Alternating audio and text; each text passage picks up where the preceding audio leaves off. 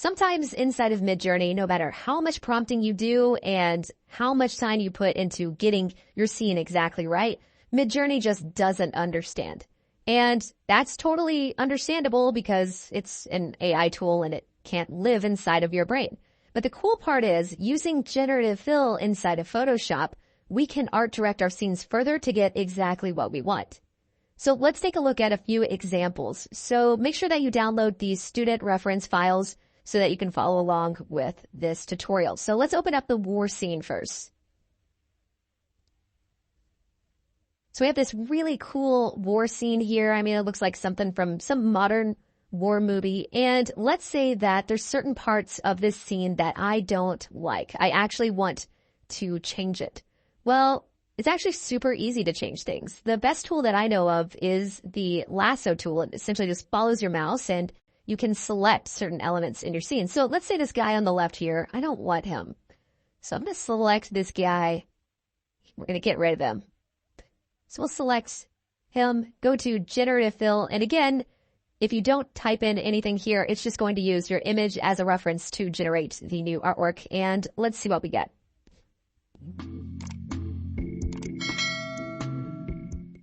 Great, so that guy is now removed. We can look through our alternates here to see which image we like the most.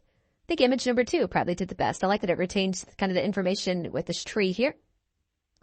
So this looks pretty good, and we can take it further. We can keep selecting certain things from our scene. So, for example, let's say this chain up here is really just bothering me. I'm like, I don't want a chain. We can select it. No problem at all. And Generative Fill it out. Click Generate.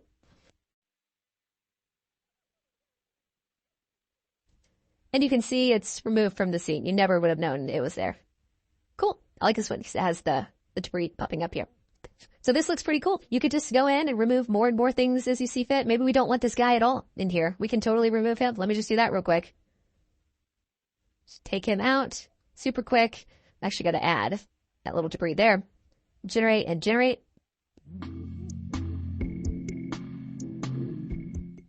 Perfect. So he's gone. And of course we can look through, scan, find which parts we like the best. Maybe this one's the coolest because I don't know, there's like some debris or smoke coming off of this one. So there you go. So let's take this one step further. So in addition to removing objects from your scene, you actually can add objects in.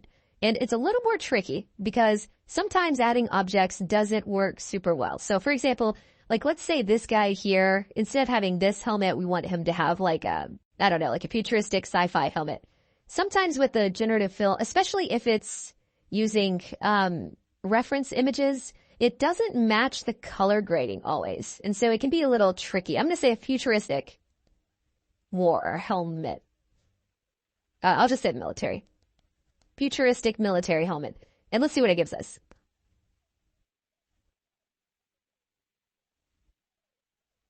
Okay, so you can see that this helmet, while it is a kind of a cool helmet, it doesn't really fit the overall color grade of our scene.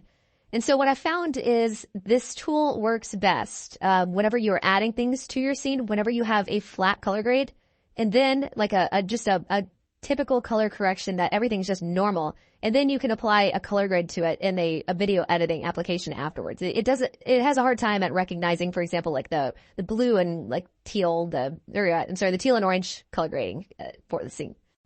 Like that one's terrible. That one's terrible. So, I mean, it really just did a pretty bad job overall. But there are some examples where this does work really well. Anything related to photography, it tends to do a really good job at replacing. So let's go ahead and I want to open up that image of the woman. So go ahead and open up that image. So here, person close up. And it does a really good job on anything that was basically trained through photography. So anything with like a subject's face or anything like that is really, really helpful. So for example, let me go ahead and I'm going to roughly select her hair here. So we get all of the red hair. Come through here, just like that. And we'll go to Generative Fill and we will say blonde hair. And click Generate.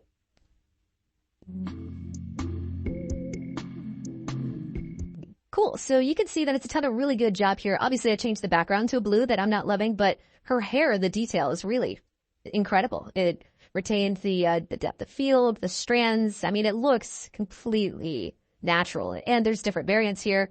So we have this haircut here, curly hair in this one. That was pretty cool. So I like that. It also retained like some of like the window information here. And you can just keep layering this over and over again. And we could even define what the haircut was. Like maybe it's a pixie cut or short hair or anything like that. It's completely up to you and customizable. And we can take this further. So like, let's say that we want to change her clothes here and going to deselect that. Sorry. Let's say that we want her to be wearing, let's say, a business suit. So let's select that. Go here, business suit, and generate.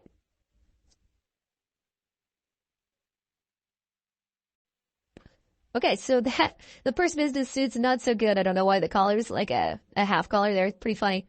That one's pretty good. I mean, that's definitely believable. That one's pretty good as well. I think number 2 is the best. So again, you could just go in here. If you wanted buttons, you could add them in. You could change her hair could be longer if you wanted it. It's completely up to you.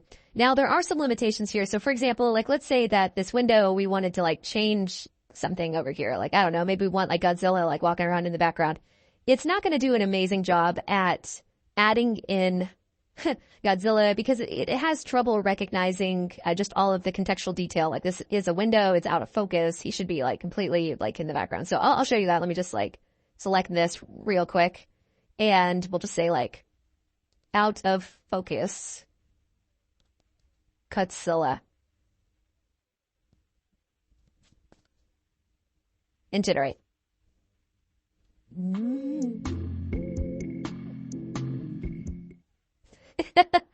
So I have no idea what that is. That looks terrible.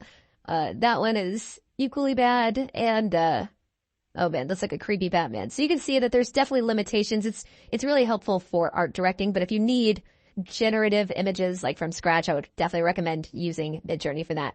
So let's do one more example. So open up that final image of the guy looking at the camera. This one here. So again, I just want to kind of illustrate that this can be used in a larger context. So a little bit wider shot here. Let's say that we want to change his clothes. I'm just going to select all of his clothes here. Very roughly. Doesn't have to be perfect. You can get parts of his face too because it'll recognize the facial details. And generative fill, we're going to say a brown Balenciaga. This is AI. We have to talk about it. Balenciaga, right? Brown Balenciaga coat. Is this how you spell Balenciaga? I'm sorry. I'm going to have to just go to Google here. Balenciaga. Of course I misspelled Balenciaga. That's okay. There we go. Balenciaga. There we go.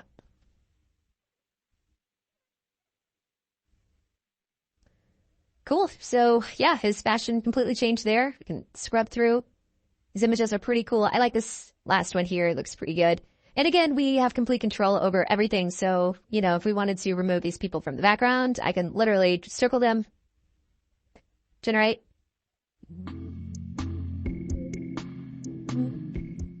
Boom, they're gone. We can select his hair. Just say fashionable haircut. We'll say fashionable male haircut. Generate. Okay. Draco Malfoy over here. See what our other options are. Oof. Those are all actually pretty bad. I think I'd probably want to direct it further. But you get the idea. So we could totally just change his hair to be whatever we wanted to. We'll keep him as Draco here. So yeah, there you go. You have complete control over these scenes. Obviously there are limitations, but as long as you are editing parts that are somewhat grounded in reality or just simply removing objects from your scene, you really should have no problem using this tool.